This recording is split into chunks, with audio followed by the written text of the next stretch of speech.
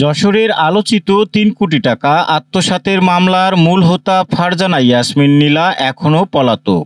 অভিযোগ রয়েছে, নিজের রূপ সৌন্দর্যকে ব্যবহার করে ক্ষমতাধরদের ঘনিষ্ঠতা পুঁজি করে কোটি কোটি টাকা আত্মসাৎ করেছেন তিনি।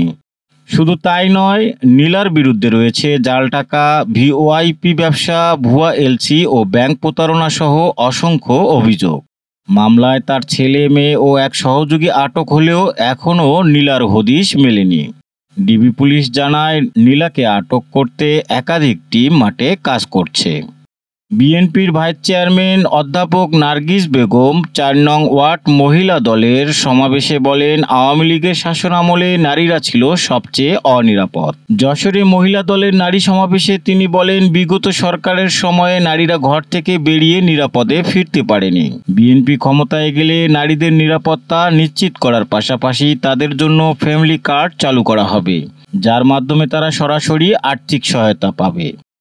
যশোরে উচ্চ ক্ষমতা সম্পন্ন বিদ্যুৎ সঞ্চালন লাইনের পিলার বসানোর প্রতিবাদে মানববন্ধন করেছে শতাধিক ভূমির মালিক। অভিযোগ, জমির মালিকদের অনুমতি ও ক্ষতিপূরণ ছাড়াই জোরপূর্বক কাজ চালাচ্ছে ঠিকাদারি প্রতিষ্ঠান। এতে জমির দাম ও ব্যবহারযোগ্যতা ক্ষতিগ্রস্ত হচ্ছে বলে দাবি করেন তারা। অধিগ্রহণ ছাড়া পিলার বসালে আন্দোলনের হুঁশিয়ারি দিয়েছেন ক্ষতিগ্রস্তরা। মহাকবি মাইকেল মধুসূদন দত্তের ১৫২তম মৃত্যুবার্ষিকীতে যশোরে আয়োজিত হলো আলোচনা সভা ও পুরস্কার বিতরণ।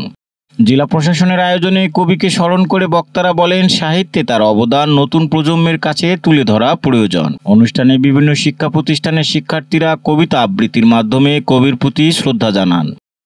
ইসলামী আন্দোলনের মহাসমাবেশে যাওয়ার পথে দুর্ঘটনায় নিহত হন ৫ জন কর্মী। রোববার যশোরের নওয়াপাড়ায় নিহতদের বাড়িতে যান সংগঠনের কেন্দ্রীয় নেতারা। কবর জিয়ারত ও পরিবারের প্রতি সমবেদনা জানানোর পাশাপাশি নিহতদের স্বজনদের আর্থিক সহায়তাও দেওয়া হয়। যশোরে পাট ও পাটজাত পণ্যের প্রসারে অনুষ্ঠিত হলো এক মতবিনিময় সভা। জেলা প্রশাসকের সভাপতিত্বে আয়োজনে বক্তারা বলেন, পরিবেশ রক্ষায় পাট ব্যবহার বাড়াতে হবে এবং পলিথিন বর্জন করতে হবে। কৃষকের লাভ নিশ্চিত করতে পাটকাঠির যথাযথ ব্যবহারের ওপরও গুরুত্ব দেওয়া হয়। দীর্ঘদিন ধরে বন্ধ রয়েছে যশোরের চুরুমনকাটির ঐতিহ্যবাহী মুন্সি মেহেরুল্লাহনগর রেল স্টেশনের সকল কর্মকাণ্ড। স্টেশনটি পুনরায় চালুর দাবিতে স্টেশনে মানববন্ধন করে চুরুমনকাটি ইউনিয়ন জামাতে ইসলামী। মানববন্ধনে বক্তারা বলেন, দীর্ঘদিন যাবৎ বন্ধ রয়েছে যশোরের চুরুমনকাটির ঐতিহ্যবাহী মুন্সি মেহেরুল্লাহনগর রেল স্টেশনের সকল কর্মকাণ্ড। একসময় এখানে সব ধরনের ট্রেন থামত। স্টেশনটি বন্ধ থাকার কারণে নষ্ট হচ্ছে সরকারি বিভিন্ন সম্পদ। এছাড়াও রেল স্টেশনটি বন্ধ থাকায় অর্থনৈতিকভাবে ক্ষতিগ্রস্ত হচ্ছেন এলাকার সবজি চাষিরা। সে কারণে রেল স্টেশনটি আধুনিকায়ন করে যশোর বিজ্ঞান ও প্রযুক্তি বিশ্ববিদ্যালয়ের সঙ্গে শাটল ট্রেন চালুরও দাবি করেন তারা। যশোরের চুরুমনকাটিতে সাংবাদিক ওয়াহিদুজ্জামান মিলনের মায়ের মৃত্যুতে আয়োজন করা হয় দোয়া ও মিলাদ মাহফিল। এতে অংশ নেন স্থানীয় নেতাকর্মী ও সাংবাদিকরা।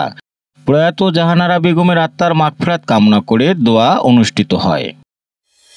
দেশ বিদেশের খবর সবার আগে জানতে ভিজিট করুন রাতদিন নিউজ.net।